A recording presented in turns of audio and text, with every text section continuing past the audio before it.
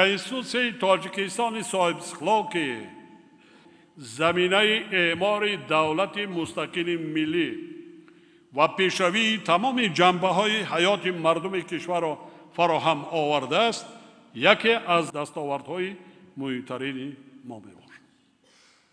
عملی نمودن معیارهای کنستیتوسیون به ما امکان داد که پایه های استوار جامعه و دولت را سازمان دهیم، صلح و آرامی، ثبات سیاسی و وحدت ملی را تحکیم بخشیم، رشد استوار اقتصادی کشورمان را تأمین نماییم، برای هر یک شهروند مملکت شرایط زندگی ارزنده و انکشاف آزادانه را مهیا سازیم.